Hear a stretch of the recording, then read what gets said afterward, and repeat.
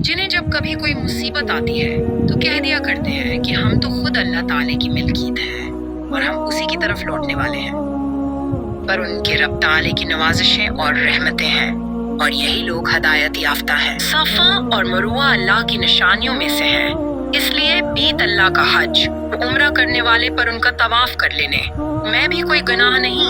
अपनी खुशी से भलाई करने वालों का अल्लाह कदरदान है और उन्हें खूब जानने वाला है। जो लोग हमारी उतारी हुई दलीलों और हदायत को छिपाते हैं, बावजूद इसका हम उसे अपनी किताब में लोगों के लिए बयान कर चुके हैं। इन लोगों पर अल्लाह की और तमाम लानत करने वालों की लानत। अगर वो लोग जो तौबा कर लें और असलाह कर लें और बयान कर दें तो मैं उनकी तौबा कबूल कर लेता हूँ और मैं तौबा कबूल करने वाला और रहम व करम करने वाला हूँ। यकीनन जो कफ़ार अपने कफर में ही मर जाएं, इन पर अल्लाह ताले की फरिश्तों की और तमाम लोगों की लानत है। इसमें ये हमेशा रहेंगे ना उनसे अजाब हल्का किया जाएगा और न उन्हें ढेल दी जाएगी।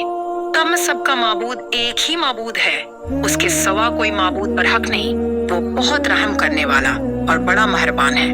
आसमानों और जमीन की पैदाइश रात दिन का हेर फेर, कश्तियों का लोगों को अनफा देने वाली चीजों को लिए हुए, समंदरों में चलना, आसमान से पानी उतार कर मर्दा जमीन को जिंदा कर देना, उसमें हर किस्म के जानवरों को फैला देना, हवाओं के रख बदलना और बादल जो आसमान और जमीन के दरमियान मस्खर हैं, उनमें अक्लमंदों के लिए कुदरत इलाही की निशानियां हैं। बाद लोग ऐसे भी हैं जो अल्लाह के शरीक औरों को ठहरा कर उनसे ऐसी मोहब्बत रखते हैं जैसी मोहब्बत अल्लाह से होनी चाहिए, और ईमान वाले अल्लाह की मोहब्बत में बहुत सख्त होते हैं।